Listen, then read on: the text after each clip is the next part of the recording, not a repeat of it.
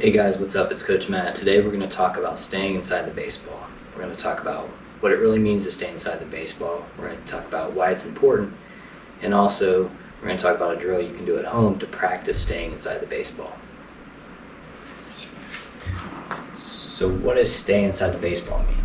Up until this point, we've talked about our hands staying inside the baseball. We've talked about it, we've done drills, but we've always referred to our hands as keeping our hands inside the baseball. I feel like this, while it might make sense to older players, younger players, if you tell them to keep their hands inside the baseball, they could be doing everything incorrectly in their swing. They could be getting, extended too early, getting out around the ball, becoming disconnected. And if I do all those things incorrectly, my hands are still inside the baseball. So when you tell a younger player, keep your hands inside, I think it's a little confusing. So rather than keep teaching, keep your hands inside the baseball, we're gonna talk about keeping the barrel of the bat inside the baseball, and in particular, the sweet spot right here. Okay, so the concept here, and follow along, I might lose you, but this will make sense. Just bear with me. We want to keep the barrel of the bat inside of the ball up until the point of contact of the pitch that we're going to be laid on. Okay? So, we want to stay inside with the sweet spot of our bat until the earliest point of contact on a pitch that we're laid on. What does that mean? Well, let's just break it down here, make it simple. We got 3 different pitches we're going to talk about, okay? One pitch is the pitch we're late on. One pitch is the pitch we're on time with, and the third is the pitch we're early on. We're specifically talking about the pitch that we're late on, and we want to stay inside the baseball on that pitch right there, okay, with the sweet spot of the bat up until the point of contact, and the point of contact meaning the one that we can drive as a righty, in my case, to right field or right center field. So it looks something like this, okay, to where the barrel's staying inside, boom. Right there where we make contact is where the sweet spot finally then crosses that line, but up until that point it stays inside the baseball. So now that we know the pitch that we're referencing when we're talking about staying inside the baseball, the pitch that we're laid on, I moved the tee back to the back of the plate here to kind of simulate a pitch that we're laid on. So I've got my line here. I want to keep, again, the barrel of the bat, the sweet spot of the bat, inside that baseball up until the point of contact with that pitch I'm laid on. Okay?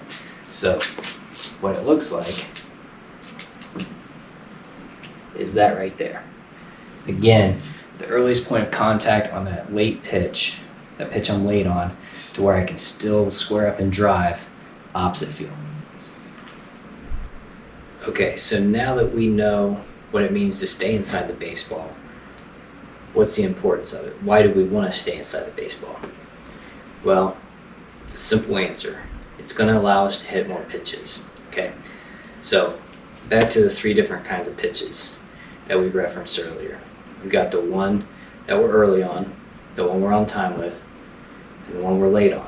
Okay, so if you notice, the pitch out in front that we're early on is slightly higher than the one we're on time with, and the one we're on time with slightly higher than the one that we're late on.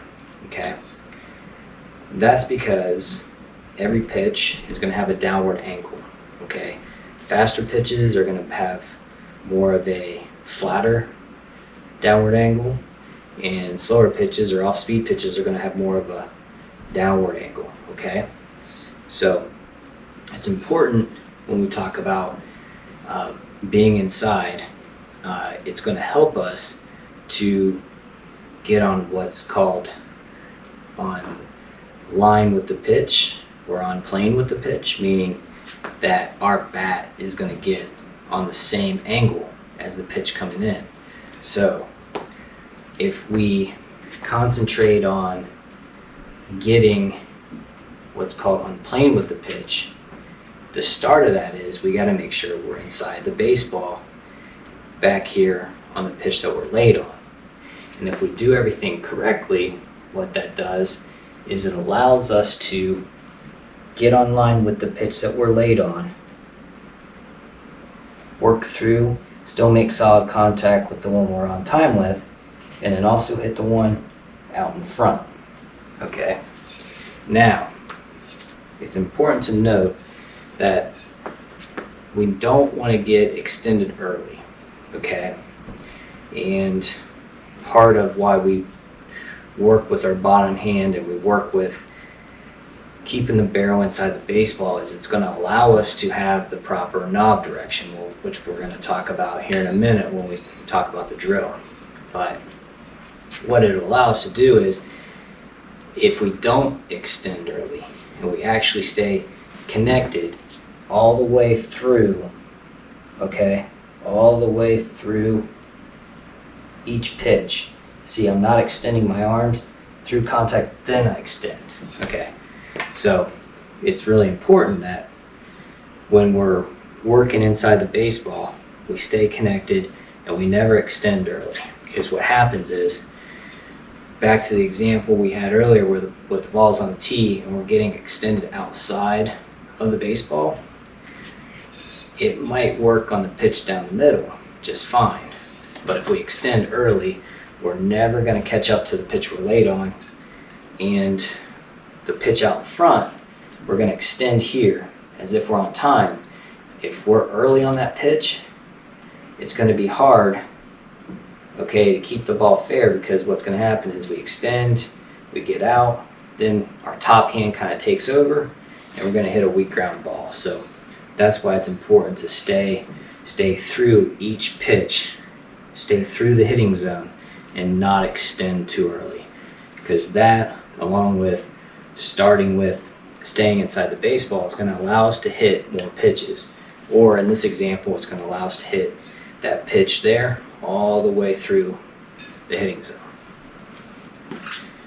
So one thing I also want to point out as far as the importance of staying inside the baseball, okay, is up until this point, it's been pretty easy for you to time up that pitch that's right there, you know, right out in front of the plate, okay? You've been allowed to get away with poor hitting mechanics to this point, you know, dropping the knob, extending early and all that, because all you've had to do is have to learn how to time up one kind of pitch, okay? But now that you're getting older, the pitch types are going to change, the velocity is going to change, pitchers are going to start working both sides of the plate. So you need to get in the habit of staying inside with the barrel, okay, and allowing yourself, because you're never going to be able to time up each pitch perfectly, okay? You might be late, you might be on time, you might be early, and you know, being able to hit all pitches is the important part of staying inside. But that translates to you're never going to be on time with every pitch. You might be a little late, you might be a little early. So staying inside, having proper knob direction, and getting on plane with that pitch is going to allow you to hit more pitches and allow you to hit more solid base hits, no matter if you're late, early, or on time. Okay, there's one final thing we got to cover before we get into our drill, and it has to do with the knob direction and the movement from the catcher to the baseball. Now, once we get into our load position, we have to understand what actually takes our hands from the catcher to the baseball.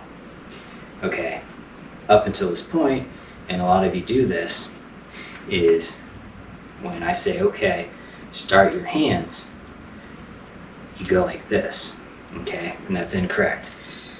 The actual trigger for your hands, especially your bottom hand, which controls the knob direction initially, okay, is actually your back hip.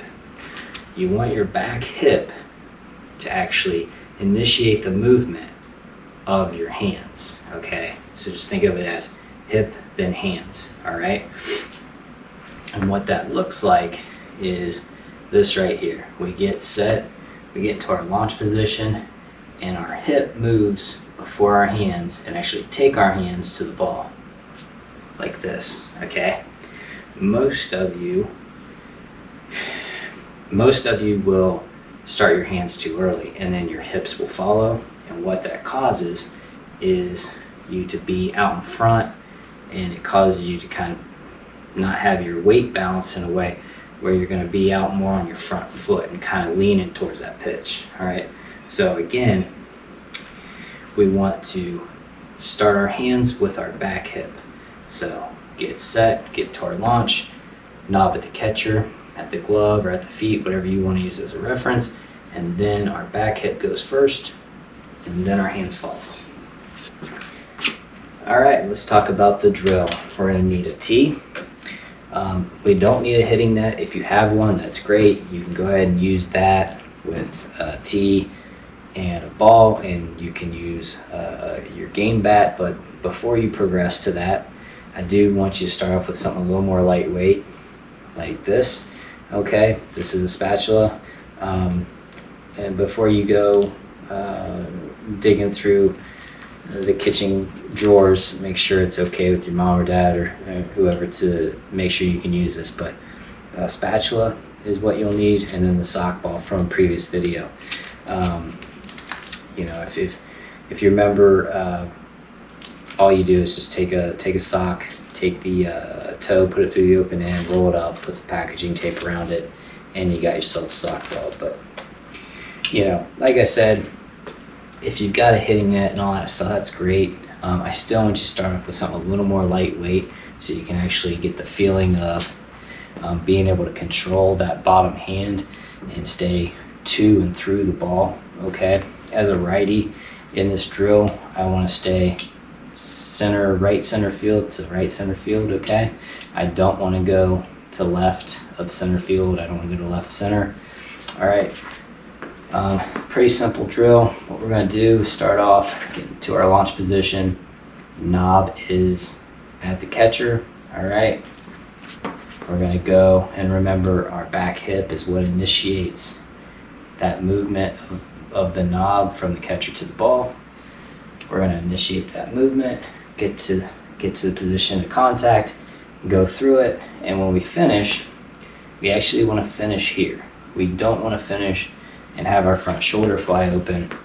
The reason for that is, you know, we may get,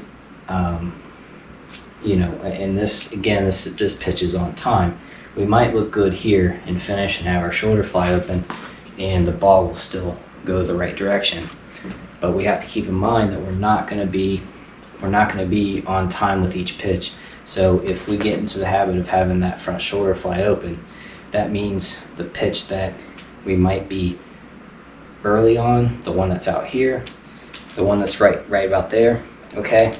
We might be able to get to this one, but if our front shoulder flies open, that hand comes up here, and now I have, you know, if I had in my top hand this drill, my top hand would kind of take over, kind of roll over on that ball, and I'd be hitting a weak ground ball. So you really want to focus on getting to the ball here, staying through it, and finishing here, okay? So here's what it looks like. I'm in my basement here using a wall. If you notice, there's a line right there, and I'm actually going to use that as a reference to kind of stay to the right of, kind of targeting, you know, right center field. If you don't have something, you can always tape like a target on the wall or something to make sure that you have a visual of where, you know, the ball should end up. But pretty basic drill. Again, working on knob direction, we start in our launch position, bottom hand, the knob's at the catcher. We want to initiate the movement of the knob from the catcher to the ball with our back hip. The lower half isn't really important in this drill, but the back hip obviously is important, that we're initiating that movement with our back hip and working that knob from the catcher to the ball. We want to stay, remember, stay to the ball and through the ball, finish out in front, work on again hitting to opposite field. You can see in this next rep here, my front shoulder kind of gets open a little bit, and I get around the ball. Again, we don't want to do that. We want to stay inside. So, reset, kind of check, make sure that everything's in line.